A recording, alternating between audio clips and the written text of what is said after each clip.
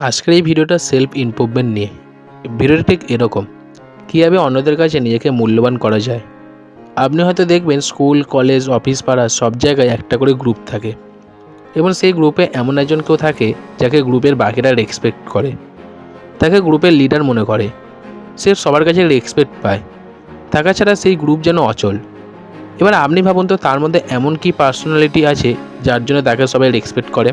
তাই আজ এই ভিডিওতে সেই টিপসগুলি আপনাদের শেয়ার করব, যাতে এবার থেকে আপনিও সেই গ্রুপের মূল্যবান একজন ব্যক্তি হয়ে উঠতে পারেন, যাতে সবাই আপনাকে সম্মান দেয়, আপনার কথাকে গুরুত্ব দেয়। চলুন জেনে নিই সেই সেলফ ইমপ্রুভমেন্ট 5টি টিপস।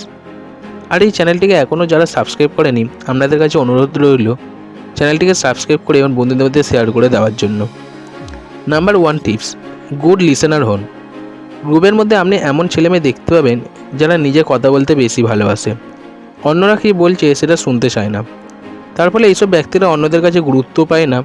কিন্তু সেই গ্রুপের ওই একজনকে দেখবেন যে নিজে কথা বলে কম এবং অন্যের কথাকে গুরুত্ব দেয় বেশি। তাই আপনি সেই মানুষটার জায়গায় আসতে চাইলে ভালো শ্রোতা হয়ে উঠুন। নাম্বার 2, নিজেকে প্রতিষ্ঠিত করুন। আপনি গ্রুপের মধ্যে একজন যদি বেকার ব্যক্তি হয়ে থাকেন, তাহলে আপনি কখনোই সম্মান পাবেন না।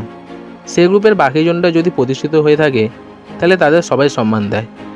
আপনি যদি মোটা হয়ে থাকেন, আপনার গায়ের রং যদি কালো হয়ে থাকে, সবাই আপনাকে ব্যঙ্গ করবে, রাগাবে। কিন্তু যদি কোনো প্রতিষ্ঠিত ব্যক্তি যদি এরকম হয়, তাহলে তাদের সাথে কিন্তু কেউ এরকম ব্যবহার করে না।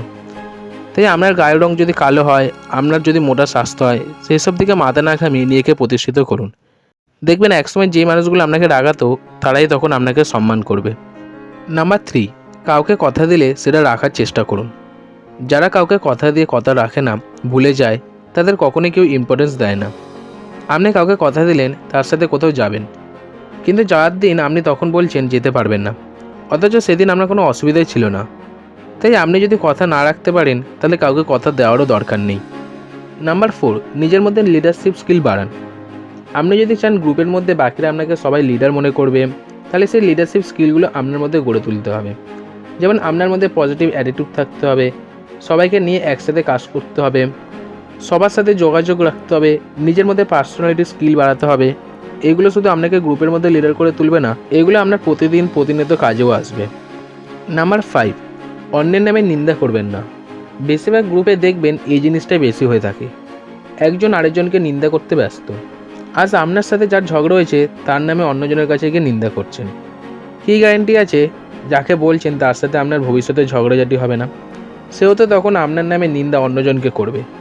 কিন্তু গ্রুপের মধ্যে সেই একজনকে পাবেন যে কখনো কারোর নামে নিন্দা করে না, সবার কাছে সব শোনে এবং নিজের মধ্যে রেখে দেয়, কাউকে শেয়ার করে না।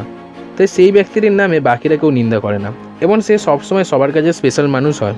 আজ এত অবধি পার্সোনালিটি ডেভেলপমেন্টের ওপর আরও ভিডিও এই চ্যানেলে আসবে, তার জন্য আপনাদের রেসপন্স খুবই দরকার। ভিডিওটি ভালো লাগলে প্রতিবারের মতো লাইক শেয়ার করে দিতে ভুলবেন না। পরবর্তী ভিডিও খুব শীঘ্রই আসবে। ততক্ষণ ভালো থাকুন, সুস্থ থাকুন। Thank you.